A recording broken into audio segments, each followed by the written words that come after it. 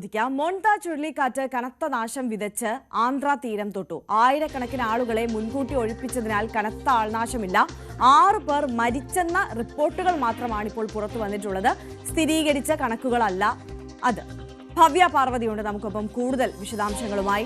ഭവ്യ, നേരത്തെ സൂചിപ്പിച്ചതുപോലെ തന്നെ അങ്ങനെ ആശങ്കപ്പെട്ടിരുന്ന മോൺത ചുഴലിക്കാറ്റ് തീരം തൊട്ടിരിക്കുകയാണ്. കൃത്യമായ മുന്നൊരുക്കങ്ങൾ ഉണ്ടായിരുന്നതിനാൽ തന്നെ കനത്ത ആൾനാശം ഒഴിവായി എന്നത് വലിയ ആശ്വാസമാണ്. അതോടൊപ്പം പ്രതീക്ഷിച്ചതുപോലെ ഒഡീഷയിൽ വലിയ ആൾനാശവും മറ്റ് നാശനഷ്ടങ്ങളും ഒന്നും റിപ്പോർട്ടും ചെയ്തിട്ടില്ല. അതേസമയം ആന്ധ്രയിൽ കനത്ത മഴ തുടരുകയാണല്ലേ? Arya, good morning. സൂചിപ്പിച്ചതുപോലെ തന്നെ മോൺത വലിയ ആശങ്ക വിധിച്ച് വലിയ നാശം വിധിച്ച് തന്നെയാണ് ആന്ധ്ര തീരത്ത് തൊട്ടത്. പക്ഷേ അപ്പോൾ പോലും ഇപ്പോൾ ലഭിക്കുന്ന ഏറ്റവും പുതിയ ബുള്ളറ്റിൻ അനുസരിച്ച് നിലവിൽ ആശങ്ക ഒഴിയുകയാണ്. മോൺതയുമായി ബന്ധപ്പെട്ട വലിയ ആശങ്ക ഒഴിയുകയാണ് എന്നുള്ള ഏറ്റവും പുതിയ റിപ്പോർട്ടാണ് നമുക്ക് ലഭ്യമാകുന്നത്. മാത്രമല്ല, ആന്ധ്രാപ്രദേശിലുള്ള റെഡ് അലേർട്ടുകൾ പിൻവലിച്ചിട്ടുണ്ട്. ഏറ്റവും പ്രധാനമായി അടുത്ത 6 മണിക്കൂറിൽ വീണ്ടും ഈ ചുഴലിക്കാറ്റിന്റെ തീവ്രത കുറയുമെന്നുള്ള റിപ്പോർട്ടാണ് ഏറ്റവും പുതുതായി ലഭ്യമാകുന്നത്. നിലവിൽ മോൺത സാധാരണ ചുഴലിക്കാറ്റായി മാറിക്കഴിഞ്ഞിരിക്കുന്നു. അതിൻ്റെ ശക്തി നല്ല രീതിയിൽ കുറഞ്ഞിരിക്കുന്നു. ഇനി വരുന്ന 6 മണിക്കൂറിൽ വീണ്ടും അതിൻ്റെ ശക്തി കുറഞ്ഞ് വലിയ തരത്തിൽ അതിൻ്റെ തീവ്രത കുറയുമെന്നുള്ള റിപ്പോർട്ടുകൾ ഇപ്പോൾ വരുന്നത്. പക്ഷേ അപ്പോൾ പോലും 6 മരണം, ഈ വലിയ കെടുതിയിൽ 6 മരണം റിപ്പോർട്ട് ചെയ്തു എന്നുള്ള വിവരങ്ങൾ നമുക്ക് ലഭ്യമാകുന്നത് സ്ഥിരീകരിക്കുന്ന വിവരമല്ല. പക്ഷെ അപ്പോൾ പോലും അത്തരത്തിലൊരു സൂചനകൾ ലഭ്യമാകുന്നുണ്ട്. 6 മരണം ഈ ആന്ധ്രാപ്രദേശിൽ ഈ വലിയ ചുഴലിക്കാറ്റിൻ്റെ കെടുതിയിൽ ഉണ്ടായിരിക്കുന്നു എന്നുള്ള വിവരങ്ങളാണ് ലഭ്യമാകുന്നത്. ഏറ്റവും പ്രധാനമായി വലിയ നാശനഷ്ടം തന്നെയാണ് ആന്ധ്രാപ്രദേശിൽ ഉണ്ടായിരിക്കുന്നത്. അപ്പോൾ പോലും എടുത്തു പറയേണ്ട ഒരു കാര്യം എന്തെന്നാൽ കൃത്യമായ മുൻകരുതലുകൾ, മുന്നൊരുക്കങ്ങൾ ആന്ധ്ര സർക്കാരിൻ്റെ ഭാഗത്തു നിന്ന് ഉണ്ടായതുകൊണ്ട് തന്നെയാണ് വലിയൊരു നാശത്തിലേക്ക്, ഒരു തീവ്ര ദുരന്തത്തിലേക്ക് കാര്യങ്ങൾ എത്താതിരുന്നത് എന്ന് വളരെ വ്യക്തമായി നമുക്ക് പറയേണ്ടിയിരിക്കുന്നു. കാരണം അത്രമാത്രം വലിയ മുൻകരുതലുകൾ കേന്ദ്ര കാലാവസ്ഥാ വകുപ്പിൻ്റെ ഭാഗത്തു നിന്ന് ലഭ്യമാകുന്നതിനെ തുടർന്ന് ആന്ധ്ര സർക്കാർ സ്വീകരിച്ചിരുന്നു. ആന്ധ്ര സർക്കാർ മാത്രമല്ല, ആന്ധ്ര, ഒഡീഷ, തമിഴ്നാട് സർക്കാരുകളെല്ലാം സുസജ്ജമായിരുന്നു. അതുകൊണ്ട് തന്നെയാണ് വലിയ രീതിയിലേക്ക്, വലിയ നാശനഷ്ടങ്ങളിലേക്ക് കാര്യങ്ങൾ എത്താതിരുന്നത്. പക്ഷെ അപ്പോൾ പോലും വലിയ കെടുതികൾ സംഭവിച്ചിരിക്കുന്നു ആന്ധ്രയിൽ എന്നുള്ളത് എടുത്തു പറയേണ്ട കാര്യം തന്നെയാണ്. 43,000-ലധികം ഹെക്ടർ കൃഷികൾ പൂർണ്ണമായും നശിച്ചിരിക്കുന്നു എന്നുള്ള വിവരമാണ് ലഭ്യമാകുന്നത്. അതുമാത്രമല്ല, വൈദ്യുതി മേഖലയിൽ 22,000 കോടിയുടെ നഷ്ടം ആന്ധ്രയിൽ ഉണ്ടായിരിക്കുന്നു. സബ് സ്റ്റേഷനുകൾ, ട്രാൻസ്ഫോമറുകൾ എന്നിവ വ്യാപകമായി തകർന്നിരിക്കുകയാണ് ആന്ധ്രയിൽ.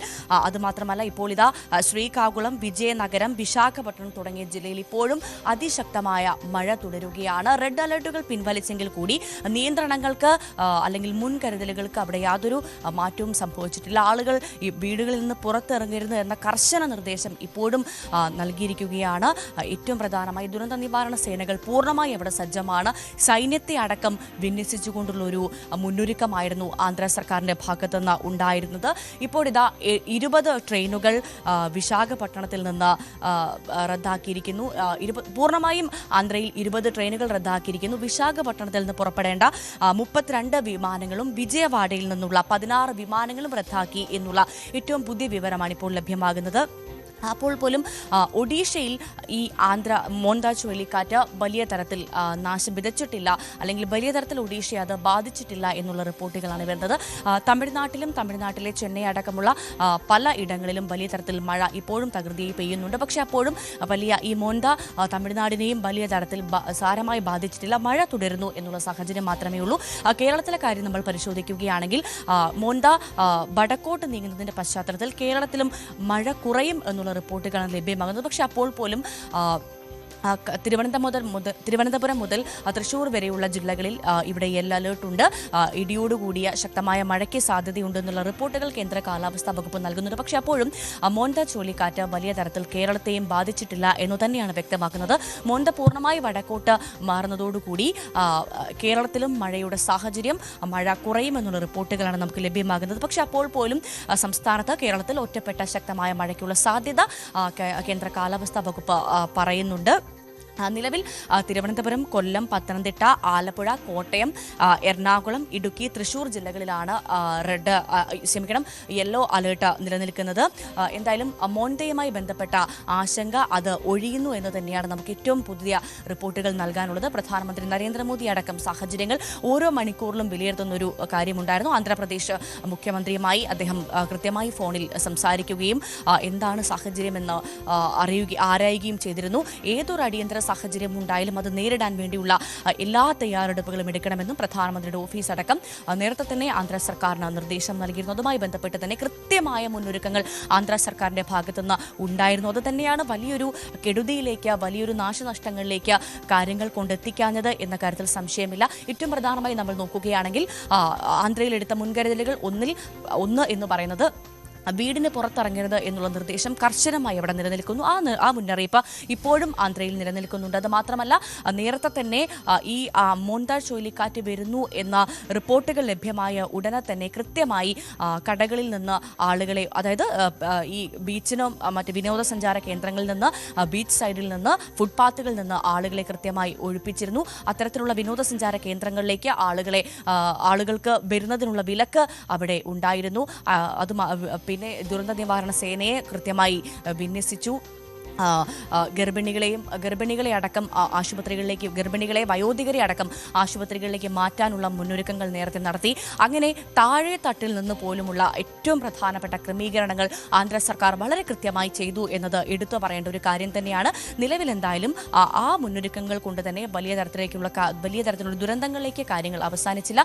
ഇപ്പോഴിതാ വരുന്ന ഏറ്റവും പുതിയ ബുള്ളറ്റിൻ അനുസരിച്ച് മോന്തയുടെ ആശങ്ക ഒഴിയുകയാണ്. നിലവിൽ ഓറഞ്ച് അലർട്ട് മാത്രമാണ് ആന്ധ്രാപ്രദേശിൽ ഉള്ളത്.